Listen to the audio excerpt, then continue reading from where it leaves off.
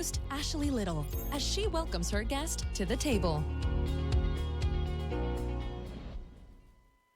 Welcome to Creating Your Seat at the Table. I am your host, Ashley Little. A little bit about myself: corporate professional by day, serial entrepreneur by night, a six-time best-selling author, CEO and founder of Ashley Little Enterprises, LLC, owner and creator of Creative Broadcasting, and founder and owner of Talk Radio and TV Network, LLC. Tonight we have an amazing special VIP guest by the name of Janea Jamison. A little bit about her. Janea is currently the 2020 Census Director and Program Manager for the Power Coalition for Equity and Justice. She manages all programming activities for the Power Coalition. Her work includes the statewide growth of the Power Coalition and the implementation of core programming, including She Leads, our leadership program for female leaders of color, our Black men and boys statewide work, and our policy and advocacy work. She also oversees the Power Coalition for Equity and Justice census work, including conducting research, work planning, convening, programming, and evaluation. Janea coordinates with our staff to ensure a seamless work approach to our program work. Before her position as the Power Coalition, Janea worked at the East Baton Rouge Metro Council as a legislative assistant to the Councilwoman Erica L. Green and court system supervisor for Assumption Parish. Her program areas include community outreach, civic engagement, and youth development. Janea is also the creator of Her Story podcast, which is a motivational podcast highlighting women of color throughout the country. She is also the owner of Closet Fitness, LLC, an online fitness apparel store. She spends much of her time volunteering for nonprofits such as Butterfly Society, St. Vincent de Paul, Big Buddy Program, and DreamWorks Louisiana. She is a 2019 Bold Black Organizer for Leadership and Dignity, fellow and also a member of Alpha Kappa Alpha Sorority Incorporated. Janea earned her BA in Political Science from Southern University and A&M College, where she also received a Master's of Public Administration. Through a commitment to service to a cause greater than self, she hopes to inspire millennials to take an active stand in their communities. Welcome to the table, the amazing Janea Jamison. Hi, Ashley. Thank you. Thank you so much for having me. You are welcome. So tell us more about your entrepreneur journey. I know you're still in corporate as well, so talk to us about your journey. Well, my journey has a lot, it's a backstory of how I was raised in different events that has led me here. So in 2016, I created Closet Fitness. As you mentioned, it's an online apparel store. Closet Fitness, it focuses on women empowerment and just the overall holistic approach of what does it really mean to be healthy. And initially, I was just inspired by the bright colors and new apparel, and so it motivated me to go to the gym. So I wanted to also uplift and motivate other women by creating different designs, but making it available for women of all shapes and sizes. But the thing is, with me, fitness is a love and hate relationship. And I also refer to myself as a survivor. All throughout my adolescent years, I battled anorexia. And it basically was a battle for me. It's in terms of accepting my self-image and who I was as an individual. And if it wasn't for my parents and their support and the school counselor, I think I would not be standing here today and able to talk to folks and share my story. So I took something that almost, broke me down and turned it into something more powerful. So that was the story behind Closet Fitness. And with her story, the similarity is still very much the same. It's about highlighting different women and their backstories, right? Often on social media, you highlight the glitz and the glam of things and what it is to be an entrepreneur. But to me, women empowerment is so much more than a shared network. It's also sharing your resources. It's sharing your backstory. It's uplifting and empowering each other and making things relatable so that we can actually build power. And so all of that relates to each other, as well as my connection to the community and the importance of uplifting Black and brown members within our community which has also led me to the work with the Power Coalition. So pretty much, I'm just into overall empowerment and upliftment of people of color, and just ensuring that everyone is connected and has the resources and the strength and encouragement to get through their day. Amazing. So you're very passionate about highlighting women of color. Please tell us more about your passion. Yeah, so Black women are often ignored within society. Growing up, I went to a Catholic school from preschool to 12th grade. I love my foundation. Catholic school is my foundation. I wouldn't take that back. I really do believe that it's a gift for life, but it wouldn't be even honest if I wouldn't share my experiences being, in a predominantly white school, being the only African-American girl within the class, and the feelings of feeling ostracized if I were true to who I was in relation to my culture and my experiences. So I think it's just really important that we as Black women, and specifically just all women, but women of color, stand in our truth and who we are and not be ashamed of who we are. And that stimulates back even further to, the Europeanized standards of beauty, or how we should be shaped, how our bodies should be shaped. Because we went from a place where we were almost ashamed of the structures of our face and, our lips or our nose, our hair texture, our body shape. And now you see many women in different cultures embodying that and sharing that, that they wish that they had the enhancements that we had. So I think it's just important that even from the physical appearance of who we are as Black women, from the educational components of who we are as Black women, because we're one of the most educated races and, genders that are on this planet, that's Black women. So we're often, ignored, and we're not given enough credit. So it's really important that we create different pathways for women of color. It's really important that we share our stories, because often if we don't create the platforms for us, then we aren't able to take a seat at the table, right? We have to create the different platforms for each other and make sure that our voices are heard. Yes, and I definitely agree with that. So thank you for creating that space, right, for us to share our voices, share our successes and failures, and to be able to highlight that, right? So now let's talk about, why it is important for women to share their stories. Why is sharing their stories so important? It's so important to share your story. Everyone has a story. Every single person has a story. No story is greater than the other.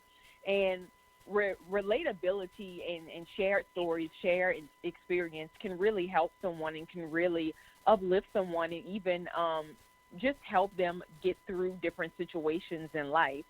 So, for instance, my very first episode of Her Story podcast, which was 2 years ago, it'll be 2 years ago in June, but it was focused on a young lady who was she was my college roommate.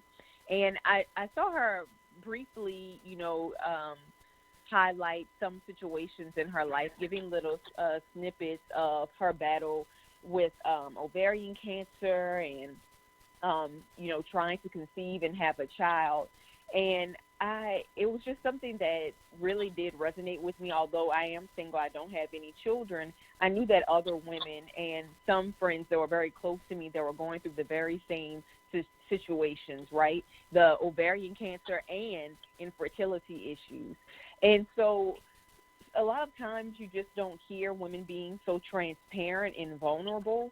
And by sharing different stories and meeting people where they are, it gives you just the space and opportunity to feel like you're not going through something alone, and you can just encourage someone along the way, even if it's not a personal story. I still have many women who are entrepreneurs that share their backstories of how they got to where they are. And again, media may highlight just a certain area or, some folks may only highlight what they want you to know. But it's important that we're transparent and that we're real when it comes to different situations in life, when it comes to the journey, the entrepreneurship journey, that things may not be easy, but you can still encourage and provide people with resources. And again, I love empowering women, and it's wonderful to empower each other, but we also have to share those different resources and make sure that we create different ways to network to help each other elevate, because I really do believe that if I'm the only one who is at my table, if I'm the only one who has all of the resources, if I'm the only one that's being educated, that's not what a real entrepreneur or a boss is.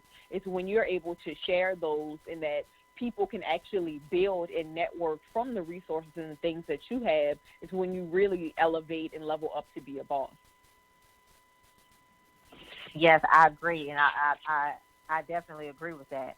And you are the CEO and founder of Her Story Podcast. Let's talk about your podcast.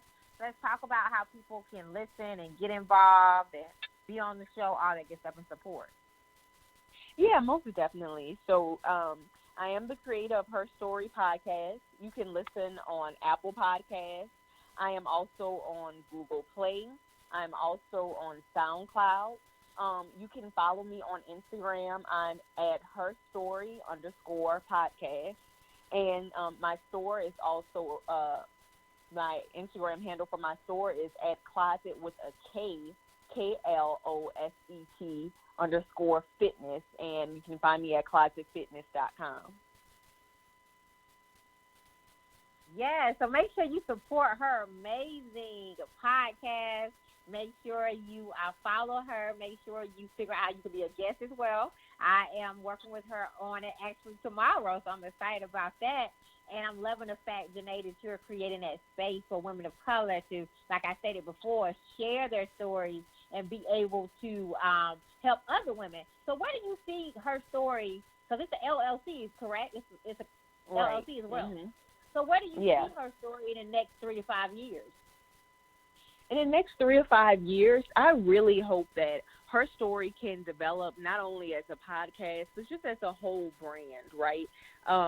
My envision is that it can be a shared network, an actual maybe a convening, a shared portal where women can actually, actually share their resources and stories as, on an actual hosting site, maybe as like a accountability type partnership, just a series of different things such as journaling and just a way to really help and build each other.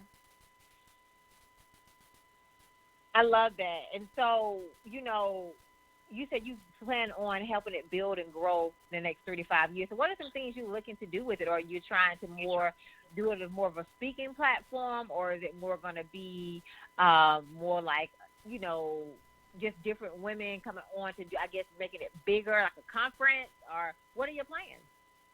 Yep, that's exactly that. So I do a lot of motivational speaking at different events and convenings. So my idea is also that it will grow to be a state-level convening, and again, as an accountability partnership with that as well. So looking for different people and entrepreneurs to actually just sign on and be a part of the network, and also create, different materials for folks to share as well. I love that. So for our listeners that are listening, make sure you connect with Janea. She has some great things she's getting ready to do with her platform, with her company, Her Story. Now, you're passionate about inspiring millennials to take an active stand in their communities. Let's talk about that. Yes. So I've been working with the Power Coalition for Equity and Justice for 2 years now. And before that, I did a lot of civic engagement work. I was a legislative aide to Metro Councilwoman. As you mentioned, of course, there's some supervisor within Assumption Parish, and, I'm from Louisiana, so we have parishes instead of counties, so just wanted to put that out there. And even before then, I went to the Southern University, but I began organizing when I was in college. I was Miss Freshman and also a member of SGA. And so during that era, we had Bobby Jindal as our governor, and I would say it on the record, one of the worst governors that the state of Louisiana has had. And so that really prompted and motivated our students to organize and come together and try to envision what would it take to make a better Louisiana, right? And also being a member of Alpha Kappa Alpha Sorority Incorporated, when on campus, I was the second vice president, so I chaired over community service. So I was always involved within the community, and I know that I wanted to give back because it was, quote unquote, the right thing to do. But it was not until I started working in local city government in Baton Rouge that when I saw individuals who came into my office who looked like me or looked like my aunts or my uncle or family members and community members, and there were other people that were in positions that, didn't really follow up with their concerns or kind of gave them a roundabout answer, I knew that it was my calling just to sit down and really listen, and that I was a problem solver, and that I was able to put different information together, formulate different reports and policies so that these people's voices can really be heard and uplifted, because historically, members that within communities that look like us, their voices have been historically neutered for years. And so I knew that that was my calling when I saw people that looked like me who were directly impacted. And I was very excited when I was introduced to Ashley Shelton, who's the executive director of the Power Coalition, when I began work in Baton Rouge, that came there to do a warrant clinic. And when I saw the scope and the scale of this organization and what were they doing, that the impact of the things that I was trying to do just in Baton Rouge, that I was able to do the very same work, but even develop more strategic plans to reach people throughout the state. It really, really, really inspired me. So I was just really excited to be a part of their team because, for one, what I truly believe is that if you have, the tools and the resources, again, and you're not trying to develop the growth of other people and educate other people, then really, what are you doing? And every day before that, prior to that, I would always use the quote from Dr. Martin Luther King as a prayer each day. Use me, God. Show me who to take, who I am, who I want to be, and what I can do, and use it for a purpose greater than myself. So it's always my journey, my purpose, and my passion each day for God to use me for something much greater than me to impact the masses. So, I feel like we'll always have a movement. We'll always have a journey.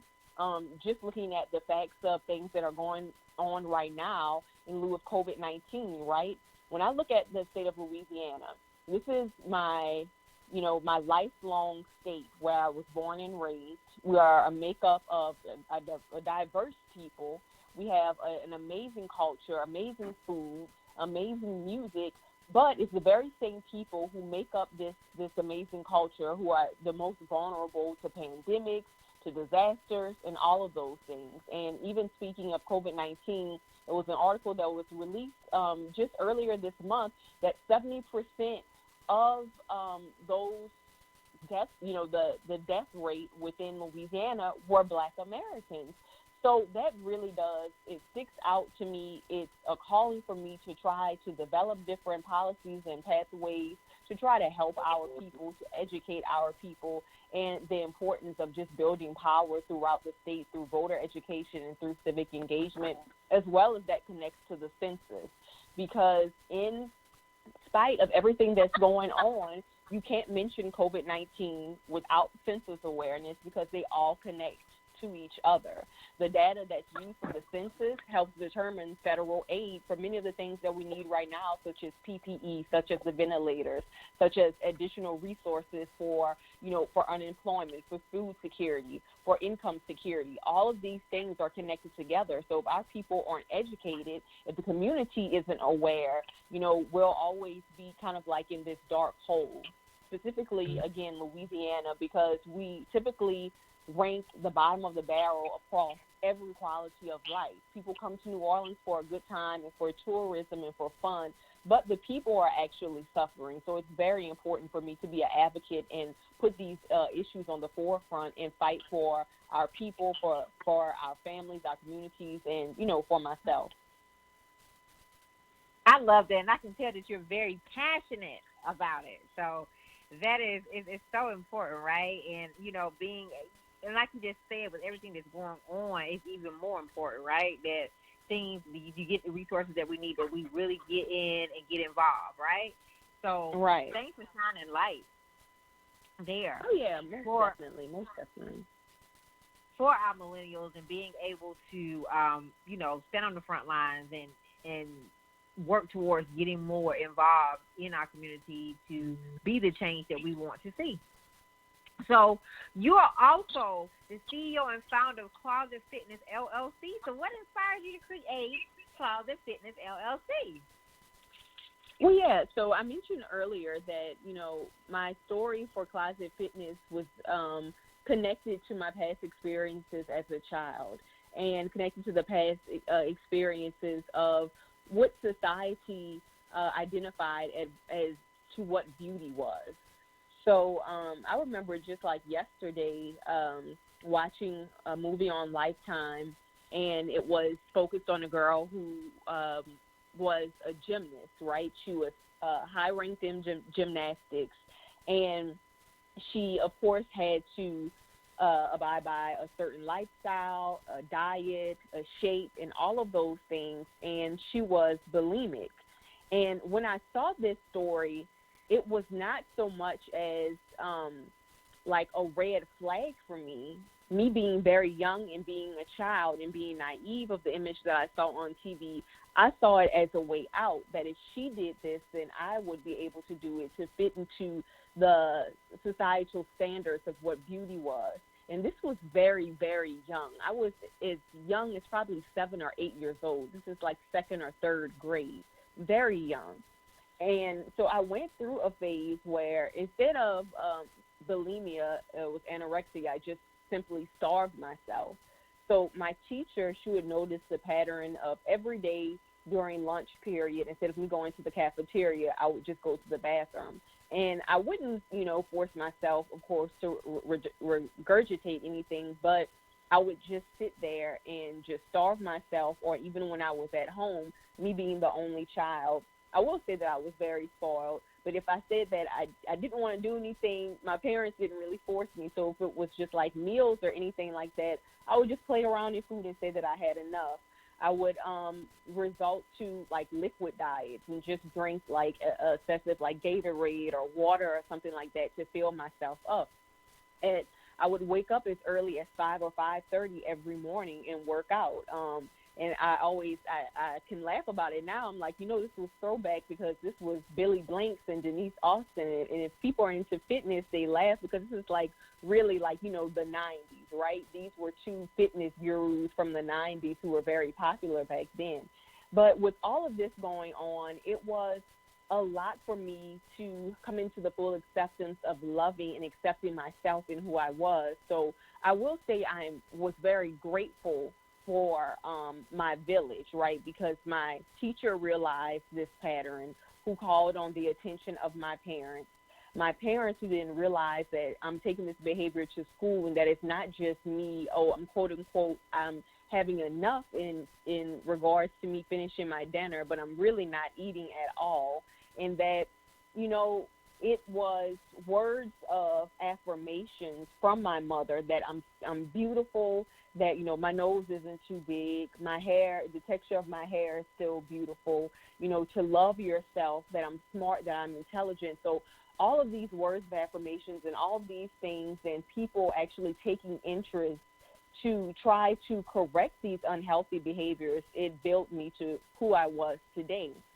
So when I began to go back to the gym as I got older. This was like in high school. I began competition dance team, and then in college, I really started focusing on going to the gym, but again, focusing on the holistic approach of it, not because I wanted to fit into a particular standard of what society says is beautiful, but it was very important for me to live a healthy lifestyle. I've been pescatarian for about 3-4 years now, since 2017 or 2016, around that time.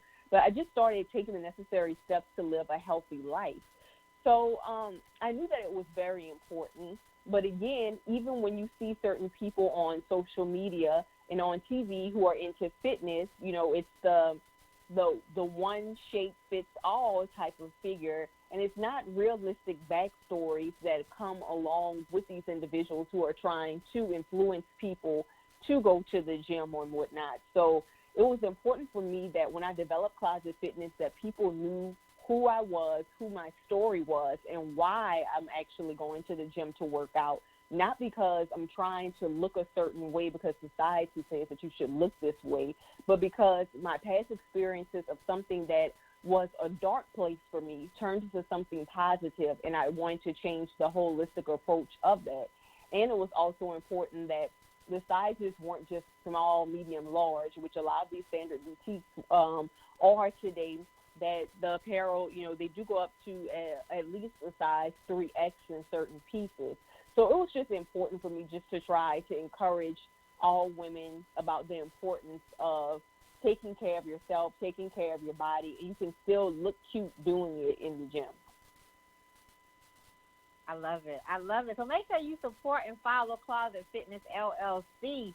And thank you for creating that space, Janea. So I'm just loving the spaces that you're creating, right, to help our women of color, to help us with our health, right? And I believe everything that's going on, I'm sure you can do a lot of things virtual with Closet Fitness. Yeah, most definitely. You know, and I'll be very transparent. It's been very difficult for me trying to balance work and really being inside these four walls, because when I say I've been abiding by the stay-at-home order, I really have. Like, I have not left my space, my condo, since March 14th. So it's been a little over a month that I've really have been at home. But I was just thinking today that, you know, I should start back out with the at-home workouts as well, and posting that on Closet Fitness as a way to, of course, encourage people during this time and make it really relatable. Because I think that, you know, I know that a part of my following and a part of the support from different folks within my businesses is because I'm very transparent. You know, I never want to portray this image of anything that I'm not. We all have our battles. Life is never always this, you know, this perfect space that we have. So I think it's really important that we're transparent and that we keep it real with each other. You know, it's difficult during this time to balance the work-life balance, to even, you know, transition from working out at home versus going to the gym. But again, it's all about how you look at things and your perspective and the power of the mind and the ability to do so. So, yes, I'm definitely focused on doing those at-home workouts. Awesome. So how did you create your seat at the table? I asked all of my guests this question. How did you create your seat at the table? How did I create my seat at the table? Through prayer and dedication, honey. Through prayer and dedication. You know, it's so important to me. You know, life and death is in the power of the tongue. And it was a time and place in my life that everything that I thought of, that I spoke, it came into existence. But also with life, it brings real life experiences that sometimes can alter that. And it caused me to lose faith within myself. And not necessarily, I've never lost faith in God, but just in my ability to do certain things. So I had to go back to my foundation. I had to go back to those affirmations that my mother taught me. I had to go back to the way of thinking that when it was, again, a time when everything I felt like I touched was gold. I had to really sit down and think, why is it that I was in such a good place back then? And it was because I truly believed it. I truly believed in it. I worked hard and I believed in it. So it took a while for me to get back to that. It took a while for me to put two and two together and realize that this is my passion. My passion is within my voice. My passion is within the community. My passion is within organizing. But it just took a while for me to really sit back and realize that everything that I prayed and that I wanted, sometimes it's just right in front of you, and you don't really realize that it's there and that's what your passion and your calling is. So I encourage everyone to just believe in themselves, and just through prayer, hard work, and dedication, you can create a seat at the table, and you can do anything that you put your mind to. Yes, ma'am, I agree. And so we all have a process on our journey. What did failure teach you on your journey? Failure taught me that I can't do anything alone without God. That is what failure taught me. Often when you're down and out, and when it's in your darkest moments, that's when you can really, create magic. But it can't be done without any type of guidance. And so I can't tell anyone how, to live their life. That's just my own personal opinion and my own reflection. But it taught me that nothing is impossible without God, and that it's all about changing your perspective and your outlook on things. So failure can be a learning experience, but if you don't learn from your past failures, then it's no glory within the outcome or the triumph of things that have happened. But you can always turn a failure into a triumph if what you learn from it and is what you take from that failed experience. Absolutely, I agree. I do agree with that. So what did success teach you on your journey? Success taught me on my journey that it is a great experience, but success is very lonely at the top if you don't take other people with you. So success also taught me that everyone has their own measure and meaning of what success really is. To others, success may, mean to them how many accolades that they have, or titles, or businesses, or degrees, and homes, and cars. That is not what success means to me. Success, you can have all of these things and still be very sad within, and you're always looking for what's the next thing because you're very unsatisfied. So what success has taught me that if you are not happy with who you are, if you don't have people who genuinely love and care about you to support you and share your successes with, then it means nothing. So it's definitely taught me to be very intentional. It has taught me that there's also what's the phrase, quality over quantity, right? Because at one point I had, a very large circle of friends when, quote unquote, at the top, and you're popular and you have your hands in a lot of things and successes at a very young age. But at the same time, too, if the people that you have around you aren't very genuine and they don't want the best for you, you can be very lonely up there at the top alone. So it's important that you keep people that are really true to you and who genuinely support you to bring with you to the top. That's so important. That is so, so, so important. I'm glad you spoke about that, because it's important that the right people are with you. So what can we expect from you in 2020? What can we expect from you in this new year and this new decade? What can you expect? Well, hopefully in 2020, we can be outside again. And that there is a healing over everything that's going on. But in all honesty, Ashley, I have not had one ultimate goal at the end of 2020. What I have learned, and what works for me doesn't necessarily work for everyone, but I know the different small personal goals that I want to accomplish. But I just let God lead me and take the way, right? The things that has happened to me in 2019 that people may call successes, it was not because I ultimately planned it. It was things that were almost, just revealed to me and given to me because I know that I just worked hard, and that certain things were the right people, I guess, the right people came into my lap, or the right opportunities came to me. So I'm just a strong believer in a continuation of doing good, and that different opportunities will make its way to you. And many people disagree. A lot of people say the opportunities won't come to you. You have to make a way. But my thing is not saying that you need to be lazy or complacent. Always work hard, always follow your passion, always do what it is that you're set to do. But I don't really know what the end of 2020 will have for me, because there's so much that is at stake right now with 2020. But I just hope that when 2020 is over and at the end of the day, whatever happens, that I'm very happy. I agree, and I like how you put that. So what are some positive words that you would like to give to our listeners about, what's going on in the world right now? I would like to tell our listeners is, don't let anyone tell you how you should feel during this time, that all of your feelings are valid, and that as long as you are given the opportunity to wake up and breathe, to see and feel another day, that as long as you're okay, that's okay. And I'm saying that because that was actually my last episode on Her Story, because I saw like a lot of memes and things going around about different folks, like if you don't have a side hustle or doing this and that, then it's not that you didn't have enough time, it's that you lack discipline. But the reality of it is that some folks, their complete livelihood has changed.